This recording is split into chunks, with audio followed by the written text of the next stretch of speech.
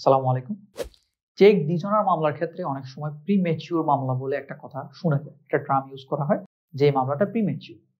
কখন আপনার মামলাটা প্রিম্যাচিউর হতে পারে? আপনি একটা চেক ডিজনার মামলা করবেন, এখন আপনার মামলাটা প্রিম্যাচিউর হলে আপনার মামলাটা খারিজ হয়ে যেতে পারে।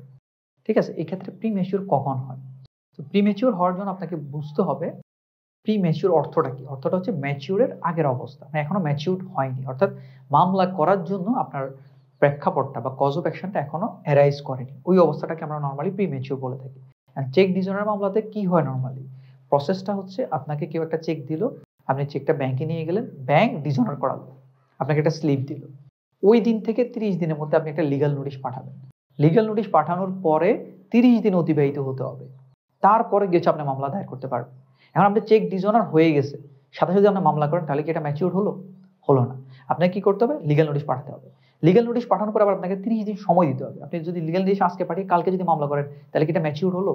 হলো না। লিগ্যাল নোটিশ পাঠানোর পরে ৩০ দিন অতিবাহিত হবে। তারপর গিয়ে আপনি মামলা করলে সেটা প্রপারলি ম্যাচিউরড একটা মামলা হবে। অনেকে আছে তড়িঘড়ি করে মামলা করে ফেলে, যেটা হচ্ছে প্রপার টাইম যেটা দেওয়া দরকার আসামিকে মামলা করার আগে এই সময়টা দেওয়া হয় না। যার কারণে আপনার মামলাটা প্রিম্যাচিউর হয়ে যেতে পারে। তো মামলা করার সময় এটা অবশ্যই মাথায় রাখবেন। আপনি ডিসঅনার করানোর ৩০ দিন পর্যন্ত সময় আছে লিগ্যাল নোটিশ পাঠানোর। লিগ্যাল নোটিশ পাঠানোর পরে আরো ৩০ দিন সময় আপনাকে অপেক্ষা করতে হবে। তারপরে গিয়ে আপনাকে পরবর্তী ৩০ দিনের মধ্যে মামলা দায়ের করতে হবে। তাহলে আপনার মামলাটা ম্যাচিউরড হবে। ধন্যবাদ। আসসালামু আলাইকুম।